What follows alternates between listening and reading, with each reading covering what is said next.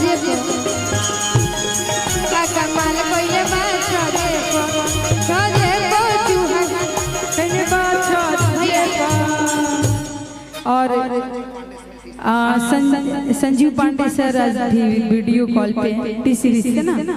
हाँ भैया को प्रणाम है। और आज हम धनंजय जी की पूरी टीम मतलब राजन भी सब लोग आज कार्यक्रम दे रहे तिलक का। बस ऐसी आशीर्वाद बनाए रखेंगे कहेगी भैया राजन भैया आए। छजे चूहा कमाल कइले बा छजे को चूहा कमाल कोइले बा छजे को चूहा कमाल कइले बा छजे को चूहा कमाल कोइले बा चूहा कमाल कइले बा छजे को। चूहा कमाल कोइले बा कि कमर के नीचे पहिर के आ घूमेली साड़ी हो आ हर्ष जी के दोनों बहिनिया छाटल नारी हो हर्ष जी के सब बहिनिया छाटल नारी हो कमर के नीचे पहिर के घूमेली साड़ी हो और के नीचे पहिन के घूमेली साड़ी हो कमर के नीचे पहिर के घूमेली साड़ी हो तिलकहरू के सब बहिनिया छाटल खेलाड़ी हो सब बहिनिया छाटल नारी हो अहितवा के सब बहिनिया छाटल खेलाड़ी हो सब बहिनिया छाटल नारी हो ओ तुम तो धोखेबाज हो वादा करके भूल जाते हो तुम तो धोखेबाज हो वादा करके भूल जाते हो रोज रोज तुमको सनम ऐसे करोगे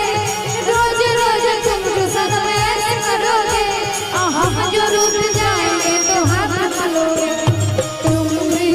बड़ी चालाक हो मुस्कुरा के दिल जलाती हो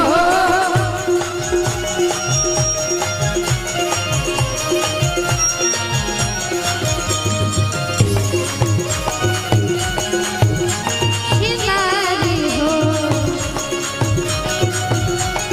भैया रहर के तीन पाता रहर के तीन पाता तीनों का चनार है तीनों का चनार है हर्ष जी के तीनों बहिनिया तीनों के तीनों छिनार है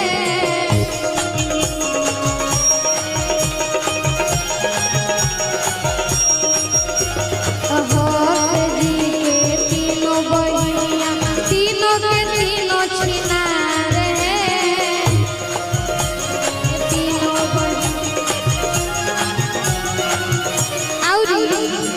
रहर हरी के तीन पाता रहरी के तीन पाता तीनों का चनार है तीनों का चनार है तिलकहरू के सब बहिनिया तिलकहरू के सब बहिनिया सब के सब के लाड है तिलकहरू के सब बहिनिया सब के सब के लाड एगो हिया ऐसन वैसा एगो हिया ऐसन वैसन एगो बड़का खेलाड़ है एगो बड़का खेलाड़ है हमने के बीच में रोहित पाठक भी अभी बैठल बा तो एगो रोहित भैया संगे भागे खातिर तैयार है एगो रोहित भैया